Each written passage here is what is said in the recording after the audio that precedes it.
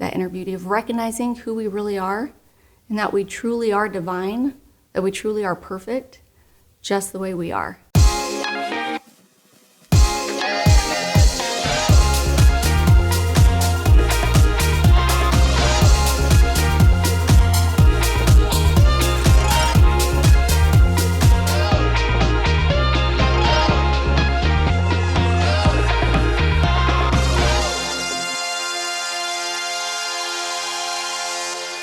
Hello, beautiful. Welcome to Aesthetic Influencers, where we explore the world of medical aesthetics and the relationship between inner and outer beauty. We're on a mission to empower 1 million women a day to level up their look and their life through the Bianca lifestyle of beauty, intelligent decision-making, attractiveness, and noble character attributes. I'm your host, Marco Emilio Valle, and you're gonna love today's show. Rechelle, it is such a pleasure to speak with you. How are you? I'm doing so well. Thank you, Marco.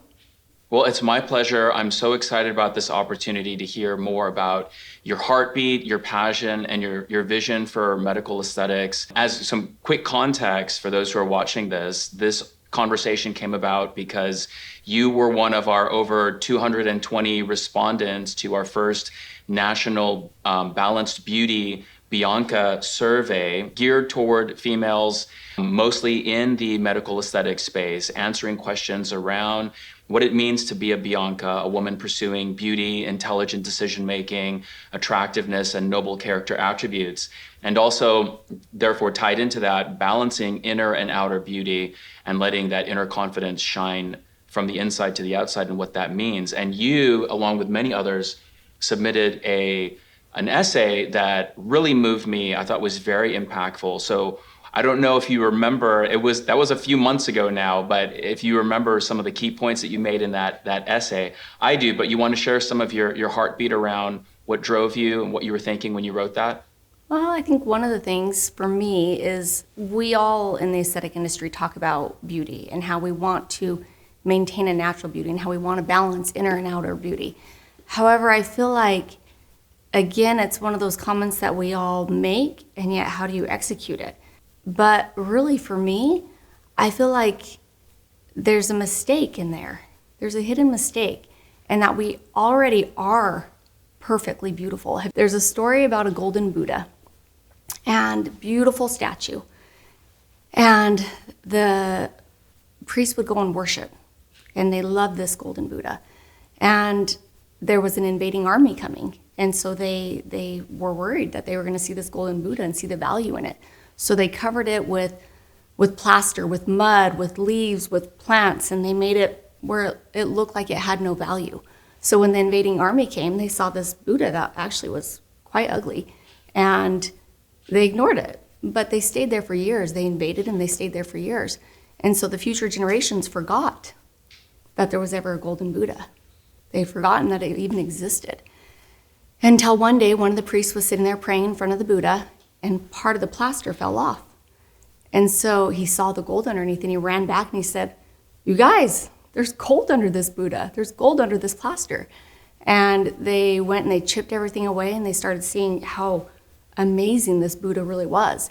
And I think that's a lot how we are. You know, we're born perfect. We're born exactly how we are supposed to be, with all of the intelligence, all of the beauty, all of the knowledge, all of the integrity, and all of the things that we are supposed to have. And yet over time, we start to cover it. Perhaps because somebody said that we aren't pretty enough, or that we aren't smart enough, or that we aren't fast enough in this sport, or whatever it is, we try and protect ourselves. And maybe it's hard things that happen in life. Maybe it's a death of a loved one or a loss of a job, whatever it is, but we protect ourselves by putting that plaster on. And really, it's just a matter of uncovering that inner beauty, of recognizing who we really are, and that we truly are divine, that we truly are perfect, just the way we are. And so for me in aesthetics, a lot of what I'm doing is helping people to discover their true inner beauty, that they really are perfect just the way they are. All I'm doing is helping to uncover that. Rechelle, I think that's such a powerful concept, and especially when you think about our community in medical aesthetics, that that metaphor of removing the plaster, as it were, as opposed to putting plaster on, it seems to be quite a very compelling metaphor when you think about what is happening out there with regard to social media and where consumers are at and the role of medical aesthetic providers. Tell me more. I love this. I want to dig more deeply into this in terms of the inner beauty, your role as a medical aesthetic professional, helping to bring that goldenness, that inner beauty that's already within that individual out by removing quote unquote plaster versus adding onto it or putting things on. Can you tell me more of your thoughts around that? A lot of what it is that I'm doing when I'm meeting with patients is simply getting to know them. I feel like, and I know it sounds crazy, but I feel like the more I'm able to get to know my patients who come and sit with me and truly get to know them, understand who they are, what drives them, what makes them happy, what makes them sad, those are the ones that I feel I'm able to give the best results to. And perhaps it's because maybe there's a little edginess under there. Maybe they have a little bit of spunk, a little fire. And so when we're doing our aesthetic treatments, I'm able to bring that out. I'm able to showcase that and highlight that. Or maybe they've had a hard life, right? They've had a lot of things that have happened, and so it's bringing softness to them. It's helping them see that they have beauty and there's softness and there's tenderness, even in the midst of all that hardness that they experience. And so for me, it's really understanding who they are that allows me to help showcase who they are on the outside by bringing that into focus. And I love the opportunity to be able to share that with my patients, to really give them my time, my energy, my heart, my ear, and help them to understand that who they are has value, that their story is powerful, and stories are powerful. Sometimes it's the stories we tell ourselves that are the most hurtful, but if we can turn that into having them be powerful ways of building and recognizing the value of those lessons learned versus as punishments or negativities, then we're able to use our experiences in life to bless ourselves and bless others rather than as a negative. It sounds like you do a lot of in-depth, intentional listening with your patients. Intentional listening is huge. I think sometimes in aesthetic medicine, you can get so busy on just the get them in, get them out. Quick appointments, let's maximize our time, maximize our efficiency. And our practice does not run that way. We spend a lot of time with our patients. We have long consults. I do not book 15 minutes Botox appointments, but I've had patients who have been with me from the very beginning of my practice because they know that when they're with me, that I care, that they have my time and they have my attention, and that is precious to me.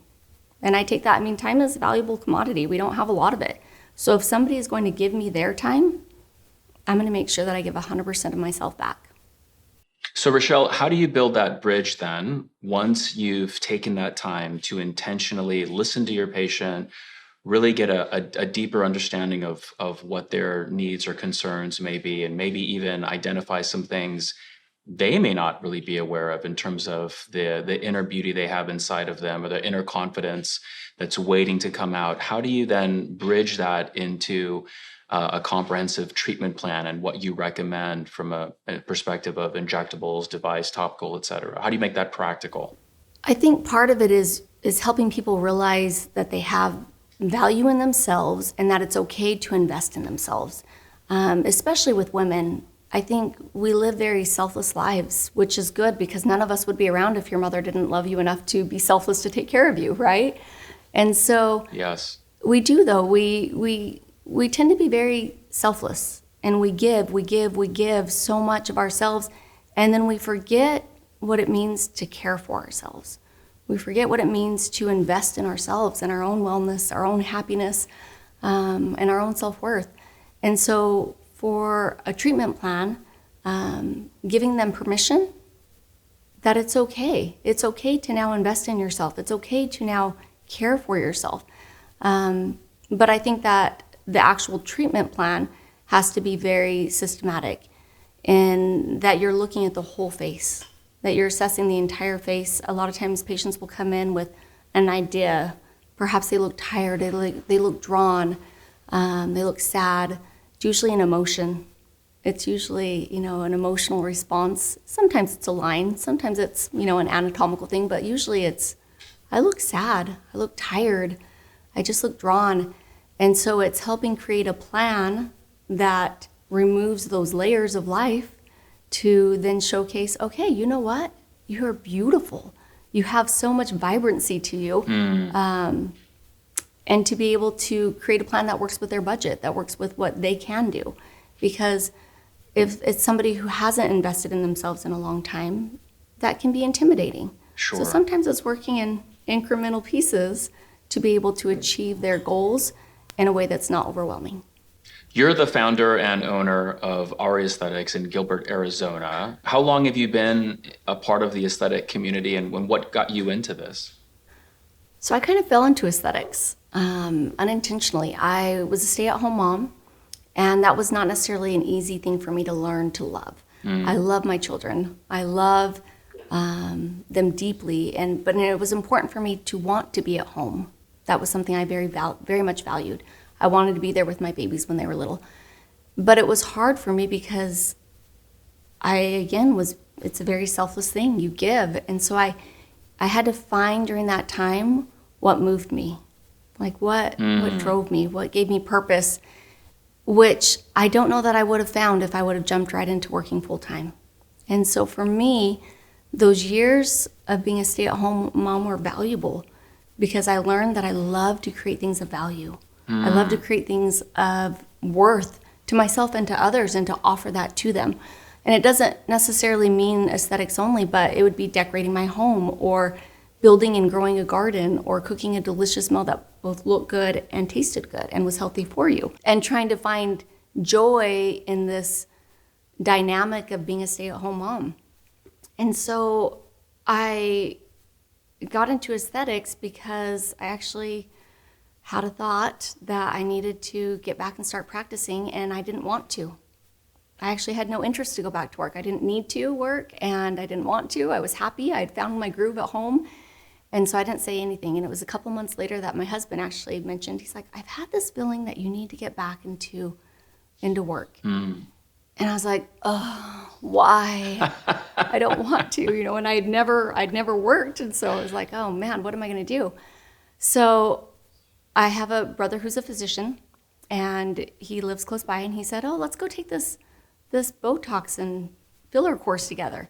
And I said, really? All right, that works. Because I had no interest in working in the hospital in 12-hour shifts. I had no interest in any of that. And so he's like, let's go take this course together. So we went and took the course, and I thought, this is medicine? Wait, I can do this? This is amazing. Because it was another avenue to be able to create those things of value for people. And I fell in love with it, completely fell in love with it. So I've been practicing for 11 years, and I own a practice in Gilbert, Arizona, Auri Aesthetics, and I love my team. I love the environment. I love that I get to go to work and have another source of being able to do what feeds my soul, which is creating something of value. Growing up, what was your family dynamic like as a child, and how did your parents view aesthetics or cosmetic procedures or all of this? So I grew up very, very humbly. I'm one of 9. We grew up in a little tiny town, and we did not have a lot of money. And so I saw a lot of value in it. My mom would obviously take care of herself. She and my parents both did. They were physically fit. We all worked hard, and so we took care of ourselves that way. But there wasn't a lot of priority put on aesthetics. My parents are both very attractive people, but it wasn't something that was prioritized. It was more prioritized of who are you? Like what are you? That's where the value comes from. I remember my dad one time talking about that. I think it's a country song that she doesn't know she's beautiful. I don't know if you know that song, but he No. just said, that's the kind of person you want to be.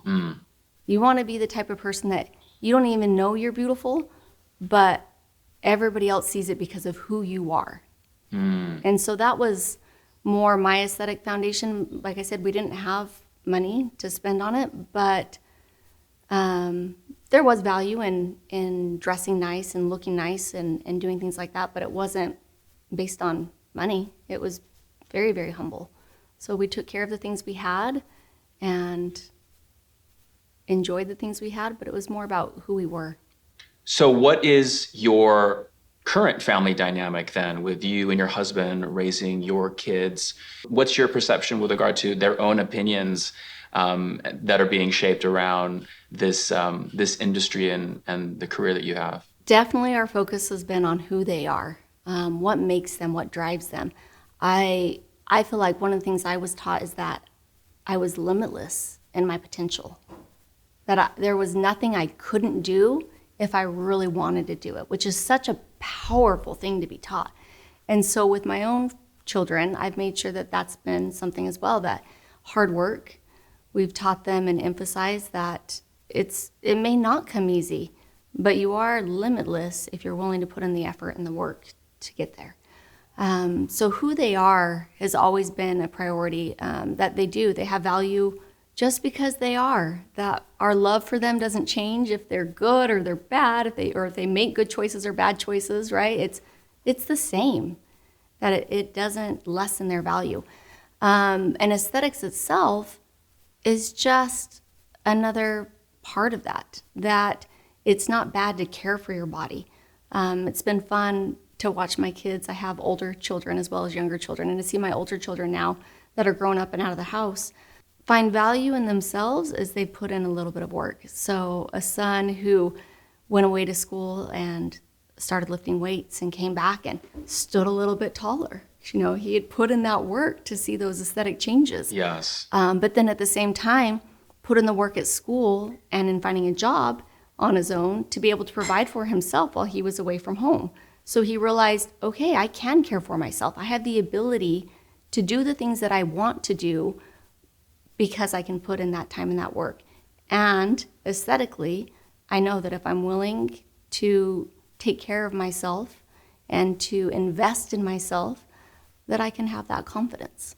Would you say that in contrast to what you just described, there more often than not are influences on social media and the broader pop culture that overcompensate from building confidence to really more encouraging narcissism?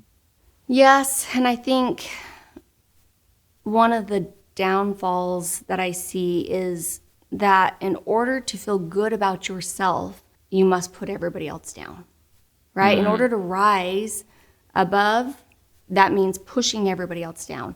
And I think that couldn't be farther from the truth. I think that when we lift others, we cannot help but be lifted ourselves. And that is something that in my family, but as well as at work, my work family, that I strongly emphasize, that we are a team that lifts each other, that supports each other, that cheers each other on, that it's not back talking about, oh, this person doesn't know how to do that. It's, okay, what do you want to learn next? What do you want to do next? Like, there's endless opportunities. And so if I can help and encourage people to grow and succeed, then that's powerful. I do feel that when we, and social media, will try to put a quick fix on things, that quick fix may be aesthetics. It may be something along those lines where it's focused internally, it's focused on the outward, to the point where we forget about those character traits that really matter. That integrity, that honesty, that kindness, that goodness, those things that really bring depth to a person. And instead we focus only on the outside. And I think that's when we tend to try and push others down, because we don't see that value in others and use that as a benefit and a strength to everybody. Your emphasis on character is a point that I think is really resonating with so many medical aesthetic professionals and within the broader community. as being like the truest source of inner and outer beauty. I'm a huge fan of Stephen Covey and the Seven Habits, and his whole point, right, in that book is that, I think that book was written in the 80s, and it's still every bit as true today. Relevant. Yeah, absolutely relevant, that we, as a broader society, have really placed this idea of a personality ethic on a pedestal and have shifted away from a character ethic.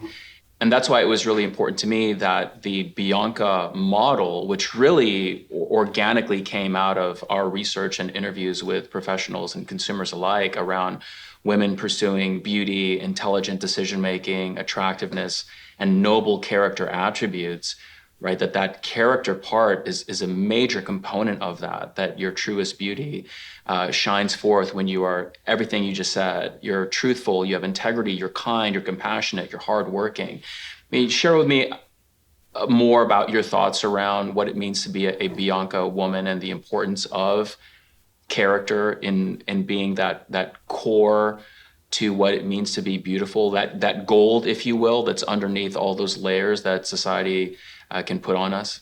So Auri, I don't know if you know this, but Auri is a Latin term.